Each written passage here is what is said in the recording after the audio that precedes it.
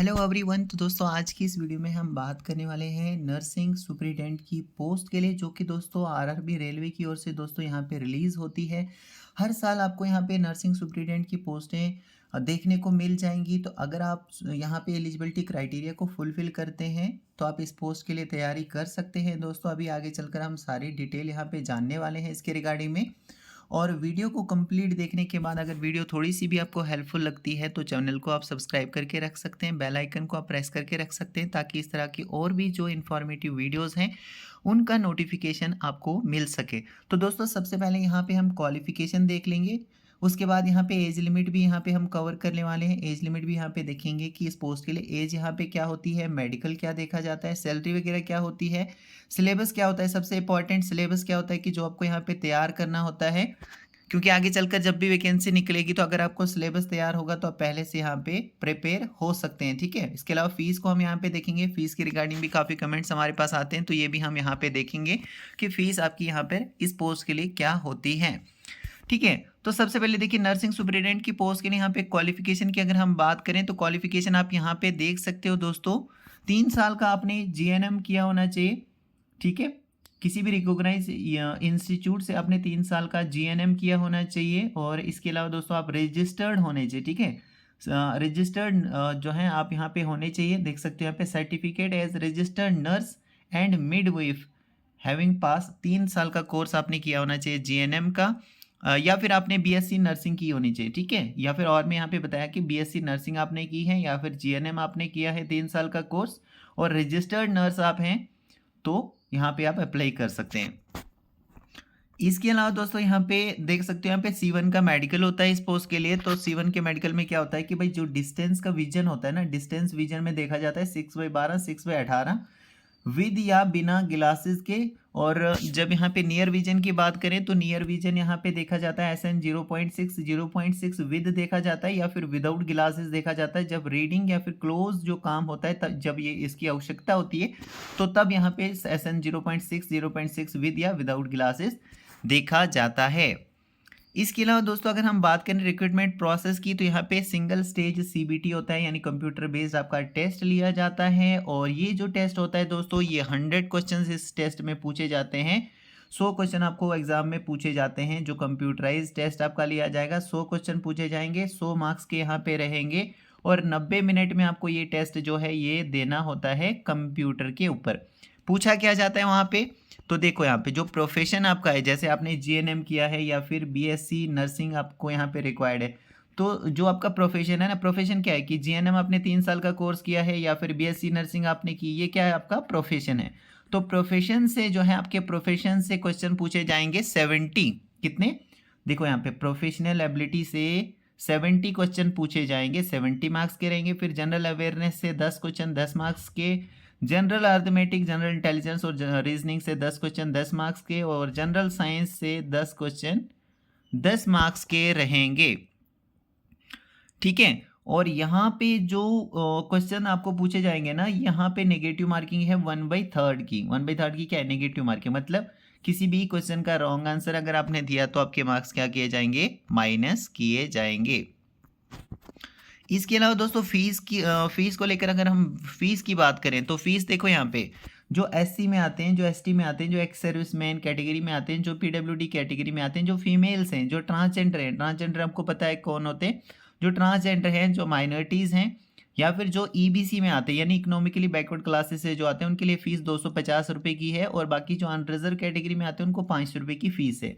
ठीक है, ये जो फीस है ना ये आपको वापस मिल जाएगी, रिफंड आपकी फीस हो जाएगी। जैसे 500 रुपये आप पे करोगे अनरिजर्व कैटेगरी में तो 400 आपको वापस मिल जाएंगे। 100 रुपये का यहाँ पे बैंक के चार्जेस वगैरह कटते हैं, बाकी 400 आपके अकाउंट में वापस मिल जाएंगे। ये जो 250 रुपये की फीस आप पे करोगे ऑनलाइन मोड से, ये भी आपको रिफंड हो जाएगी जैसे ही आप दोस्तों कंप्यूटर बेस्ड टेस्ट देने के लिए अपीयर होंगे। तो मतलब कंप्यूटर बेस्ड टेस्ट देने अगर आप जाओगे तो पैसा वापस मिलेगा, नहीं जाओगे तो आपकी फीस वापस नहीं की जाएगी। ठीक है, सिंपल सी बात है। इसके अलावा दोस्तों कुछ और यहाँ पे देख लेते हैं। देखो सैलरी की बात करें ना तो ये लेवल 7 की पोस्ट है। कौन सी है, यहाँ पे लेवल 7 की पोस्ट ये आती है यहाँ पे। और सैलरी यहाँ पे इसके लिए क्योंकि यहाँ पे बीएससी क्वालिफिकेशन है, जीएनएम की यहाँ पे क्वालिफिकेशन रिक्वायर्ड रहती है, तो क्वालिफिकेशन भी ज़्यादा यहाँ पे रिक्वायर्ड है। तो यहाँ पे ये जो सैलरी है ना ये भी आपकी यहाँ पे अच्छी खासी बन जाती है। देखो सैलरी की बात करें तो इनिशियल पे मिलती है आपको 44,900 यहाँ पे होती है। इनिशियल पे कितनी होती है 44,900। तो बाकी अलाउंसेस वगैरह अगर मिलाएं तो अच्छी खासी यहाँ पे आपको सैलरी देखने को मिल जाती है। ये भी डिपेंड करेगा कि कौन सी सिटी में जो है वो आपकी ड्यूटी लगाई है, तो उस सिटी के हिसाब से भी फिर अलाउंसेस जो है अप डाउन करते हैं। तो अच्छी खासी सैलरी हम कह सकते हैं कि अच्छी खासी सैलरी आपको यहाँ पे देखने को मिल जाएगी अगर आप यहाँ पे सेलेक्ट होते हैं तो।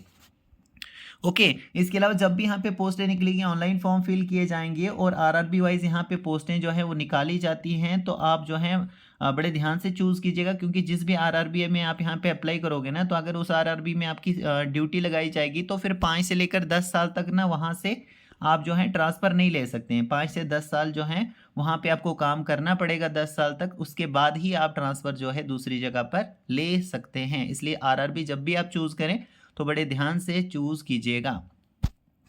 कोई डाउट होगा तो मुझे कमेंट के ज़रिए आप कमेंट कर सकते हैं, ठीक है। इसके अलावा दोस्तों यहाँ पे देखिए सिलेबस क्या रहने वाला है। तो नर्सिंग सुपरिटेंडेंट की पोस्ट के लिए आपका जो प्रोफेशनल सिलेबस है ना, जो आपने पढ़ाई की होगी, देखो वो आपको क्या क्या तैयार करना है वो आप यहाँ पे देखो। एनाटॉमी आपको तैयार करना है, physiology, nutrition, biochemistry, nursing foundation, psychology, microbiology, sociology, pharmacology, pathology, genetics, medical surgical nursing, adult including geriatrics first, ठीक है। फिर यहाँ पे है community health nursing, child health nursing, mental health nursing, midwifery and obstetrical nursing, nursing research and statistics, management of nursing services and education. तो ये आपका profession है जो आपको यहाँ पे तैयार करना है। तो ये क्या है, सिलेबस है। यहाँ पे सबसे ज़्यादा यहाँ से ही पूछे जाएंगे। ये देखो यहाँ पे जो अभी हमने पढ़ के सुनाया आपको, और यहाँ पे आप देख भी रहे हो, ये आप यहाँ से इस पोर्शन से आपको सबसे ज़्यादा क्वेश्चन पूछे। कितने? 70 क्वेश्चन यहाँ से पूछे जाएंगे। उसके बाद जो बाकी है ना 10-10 मार्क्स की, वो यहाँ से पूछा जाएगा। देखो यहाँ पे जनरल अर्थमेटिक, ये आपको क्या क्या तैयार करना है वो आप यहाँ पे देखो। ऐसा नहीं है इसको छोड़ देना है आपने, इस पोर्शन को, इसको भी आपने पढ़ के जाना है। लेकिन मैंने आपको बताया कि सबसे ज़्यादा प्रोफेशनल से आपको पूछे जाएंगे। जैसे जीएनएम आपने पढ़ा होगा, जो बीएससी आपने किया होगा, तो यहाँ पे सिलेबस भी दिया गया है पर्टिकुलर, आप यहाँ पे देख भी सकते हो। ये देखो ये आपको तैयार करना है इस पोस्ट के लिए, नर्सिंग सुपरिटेंडेंट की पोस्ट के लिए। ये वाला पोर्शन आप देख रहे हो ना, जो फर्स्ट यहाँ पे पोर्शन है ये वाला, और यहाँ से आपको 70 क्वेश्चन पूछे जाएंगे। 70 मार्क्स के होंगे, सबसे ज़्यादा यहाँ से ही पूछा जाएगा। उसके बाद जनरल अवेयरनेस से पूछा जाएगा। इसमें देखो क्या क्या टॉपिक्स आपको तैयार करने। फिर जनरल इंटेलिजेंस और रीजनिंग से देखो क्या क्या टॉपिक्स आपको तैयार करने, यहाँ से भी पूछा जाएगा। जनरल अवेयरनेस से भी आपके एग्जामिनेशन में पूछा जाएगा। इसमें देखो क्या क्या आपको तैयार करना है। उसके बाद जो जनरल साइंस है ना, ये सीबीएसई का जो सिलेबस रहता है 10th स्टैंडर्ड तक, 10वीं क्लास तक, ये आपको तैयार करना है यहाँ पे। जो फिजिक्स, केमिस्ट्री, लाइफ साइंस जो 10th स्टैंडर्ड तक रहता है ना सीबीएसई का सिलेबस, तो ये आपको यहाँ पे तैयार करना है, ठीक है। तो ये यहाँ पे आपका सिलेबस होना है जो आपको तैयार करना है अगर आप नर्सिंग सुपरिटेंडेंट की पोस्ट लेना चाहते हो रेलवे के अंदर, ठीक है। तो रेलवे की ओर से जब भी ये पोस्ट निकलती है तो इसके लिए सभी कैंडिडेट अप्लाई कर सकते हैं। ऑल ओवर इंडिया, चाहे किसी भी स्टेट यूटी से आप बिलोंग करते हो, आप अप्लाई कर सकते हो, ठीक है।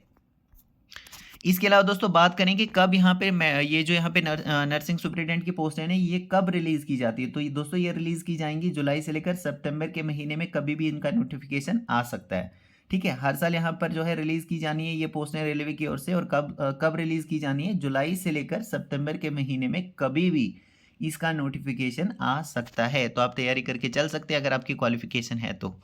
इसके अलावा एज की बात करें दोस्तों नर्सिंग सुपरिटेंडेंट की पोस्ट के लिए, तो 20 साल मिनिमम आपकी एज होनी चाहिए। जैसे अगर आप 2025 में अप्लाई करोगे, 2026 में आप अप्लाई करोगे तो 1/1/2026 है ना। इस तरीके से जो साल का पहला महीना होता है ना, तो पहले महीना फर्स्ट डेट मंथ की जो होती है उस साल जो है वो एज काउंट की जाती है। तो 20 साल आपकी मिनिमम एज होनी चाहिए, 40 साल मैक्सिमम एज होनी चाहिए अगर आप अनरिजर्व कैटेगरी में आते हो। बाकी अगर आपकी कोई कैटेगरी है तो आप उस हिसाब से आपको रिलैक्सेशन देखने को मिल जाएगा। और यहाँ पे आप देख रहे हो ना ये +3 लिखा गया है। तो ये +3 क्यों लिखा गया है कि 2024 में जब ये पोस्टें निकली थी ना नर्सिंग सुपरिटेंडेंट की, और बाकी जो भी पोस्टें निकली थी रेलवे की ओर से, उसमें 3 साल का यहाँ पे एक्स्ट्रा मतलब जो है यहाँ पे दिया गया था। एक्स्ट्रा मतलब 20 साल मिनिमम एज रखी गई थी और 43 मैक्सिमम एज यहाँ पे रखी गई थी अनरिजर्व कैटेगरी में। ये 3 साल का यहाँ पे रिलैक्सेशन अनरिजर्व कैटेगरी वालों को भी दिया गया था, क्योंकि काफ़ी देर से जो पोस्ट है वो रेलवे की ओर से रिलीज़ नहीं की गई थी ड्यू टू कोविड-19 की वजह से दोस्तों। तो इसी वजह से यहाँ पे सभी लोगों को यहाँ पे क्या दिया गया था, 3 साल का एक्स्ट्रा टाइम दिया गया था, ठीक है। बाकी आगे से जब भी पोस्टर निकलेगी 20 साल मिनिमम, 40 साल मैक्सिमम एज यहाँ पे देखी जाएगी अनरिजर्व कैटेगरी में। ओके, तो ये था दोस्तों यहाँ पे नर्सिंग सुपरिटेंडेंट की पोस्ट के लिए मैंने यहाँ पे क्वालिफ़िकेशन, यहाँ पे फ़ीस, एज लिमिट हमने देख लिया है, सिलेबस भी हमने देख लिया है। तो आई होप दोस्तों कि आपको ये सारी चीज़ें जो हैं ये क्लियर हो चुकी होंगी। फिर भी अगर कोई डाउट आपका रहता है तो आप मुझे कमेंट के ज़रिए बता सकते हैं, और किसी भी जॉब के बारे में, किसी भी पोस्ट के बारे में आप जानकारी चाहते हैं तो वो भी आप मुझे कमेंट के ज़रिए बता सकते हैं। दोस्तों आप सबका बहुत-बहुत थैंक यू।